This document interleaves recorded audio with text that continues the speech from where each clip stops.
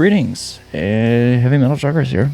So, in these videos, we tend to take a listen to some metal, predominantly metal, and we give some honest thoughts to it. It could be simple or it could be in depth, just depends on what our thoughts are.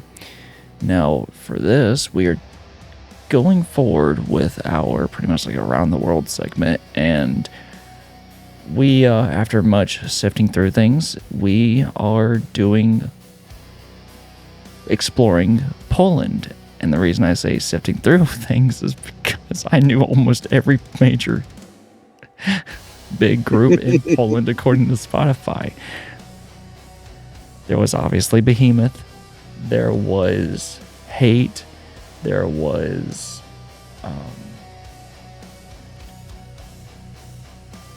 now I can't remember what Doppler told me, but regardless, there wasn't many groups that I already knew, so I just, for one thing, I laughed a good bit.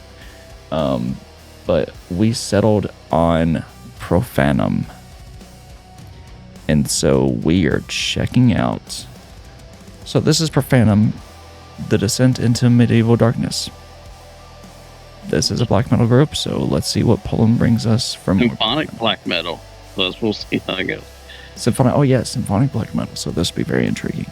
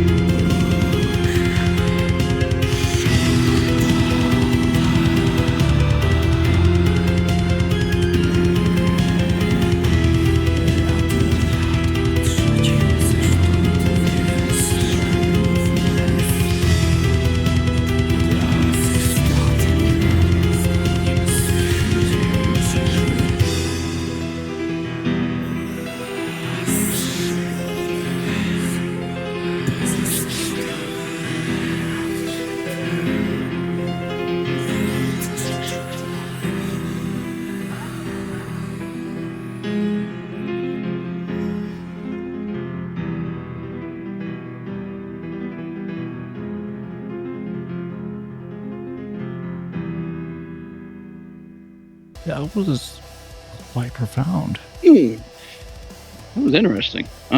Wasn't really what I was expecting. No, even more considering the fact that that was done 11 years ago. Mm-hmm. And I looked them up. Unfortunately, they are no longer a band. Every goddamn time. Every fucking time. Yeah, apparently this would have been one of the last songs they did because they broke up in 2005. So they haven't been around for 21 years. Well, no, it's 11 years ago. They may have 11 years ago. It's not 2005. I'll have to look in the Metal Archives or Metal Encyclopedia and look into it. But anyway, can't say it didn't have an atmosphere. Like, holy crap. That was basically, for all intents and purposes, a classical piece with black metal drums and vocals. That's what that was. Yes. Now, it could be my headsets, but either there weren't guitars at all or they were really buried. They were kind of buried. But they went to a traditional aspect of black metal. Sort of by traditional, I'm meaning like second wave. Yeah, they must have been really buried. It was really hard to tell because, I mean, I'm listening on a trucker headset. I have one headphone. It's hard to tell. Yeah. Something I might have to go back and listen to again. But it did. It did literally. A lot. What's that? This was done in 97. That would explain why it sounds that way. Wow. Just wow. Oh, it's almost 30 years old. Anyway. Yeah. It's probably one of the more unique things we've listened to on this channel in a while. Yes. It was long, but it honestly didn't feel that long because the song changed up so much, at least in the symphonic aspect. I mean, it technically, I guess you would call it symphonic, but it feels more, what's the term I'm thinking of? Melodic? No, it's very classical. It's very classical sounding. Like, if you're going to sit there and listen to, like, it's like Beethoven with, like I said, with, like, fucking... Yeah, it's orchestral. Yeah, it's very interesting. It and because of that, it didn't feel long because it changed up constantly. Yeah, which kept it from feeling long, even though it was. Like, I bet you that thing was probably 7-8 minutes long at least. It was 7.5. Yeah. But no, actually, for me, anybody who knows me knows I'm big on atmosphere, especially when it comes to black metal. And this did that, so I enjoyed it. I really did. It was interesting. Definitely, I definitely enjoyed the classical, the orchestral parts of it. The atmosphere was there. It was intriguing. I don't know if I would I'm interested to hear some more from them or not. There's not much more of them left to go off because I only have like 3 full links from what I can see. Yeah. But I mean, it was definitely something. And contrary to what we typically hear, yeah. Yeah, no, it's definitely different than what we normally listen to. I'll definitely say that. It looks like we only had 3 full length albums, 96, 97, and 01, with a couple other singles intermingled. I really don't know what else to say to it. I mean, I'm aware it is black metal, and I'm not the biggest black metal fan, but it didn't feel full on like black. No, and also from what I was reading up, either I completely missed it just being completely enamored by it, but supposedly they, despite their black metal influence, they completely reduced, what did it say now? The black metal influence was reduced and the band decided not to use guitars, bass, or any typical metal sound, replacing it with orchestra instruments like the piano and violin. Yeah, that's what I was thinking. Yeah, because I'd early dark ambient neoclassical black metal. Interesting. It gave it a gothic vibe, like an ethereal gothic vibe to it. Yeah.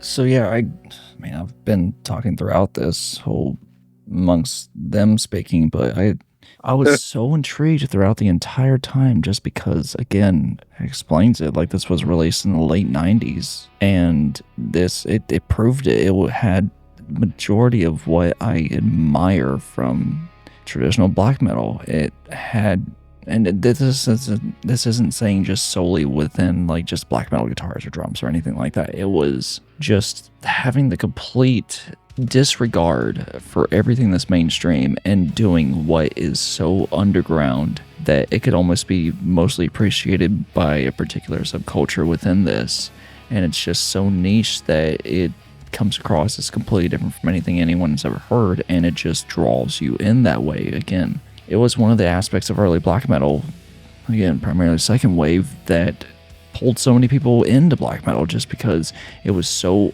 far off from what people were doing at the time, and it caused massive intrigue for those that were tired of the mainstream, were tired of what's popular, and it pulled them in. And as you can see, this did exactly that for us. And there was such a focus on the classical aspect and orchestral aspect that they were so fucking good at what they were doing in that too. They just, again, I'm not an expert when it comes to classical, but I thoroughly enjoy it and have a sincere love for classical. So being able to hear that there was sincere love and understanding of classical within this really piqued my interest, and it was done and composed so well that my mind really didn't stray. It was just so enamored and embedded into what was going on. So, hell, it was done so much, I completely apparently didn't catch the fact that there were no guitars in it, which is very impressive to do. But then again, back in those days, black metal was done so beautifully and so wonderfully that the artists had complete control over what they were doing, and they were able to go completely off the cuff and do what no one else was doing. And it shows within this, and it makes it what it is, a entity in and of itself that is completely separated from everything else. And it just, I could say it a bunch of different ways, but it's all the same. I greatly enjoyed this. I definitely want to hear more from this because I absolutely loved it. There was so much of it that just also reminded me of like some of Enfel's stuff from like roughly 06, maybe 07. And I feel like I would greatly enjoy what I was hearing. I'm not going to be able to listen to this and drive at the same time because I'm going to completely lose where I am in this, and that's just not going to be safe.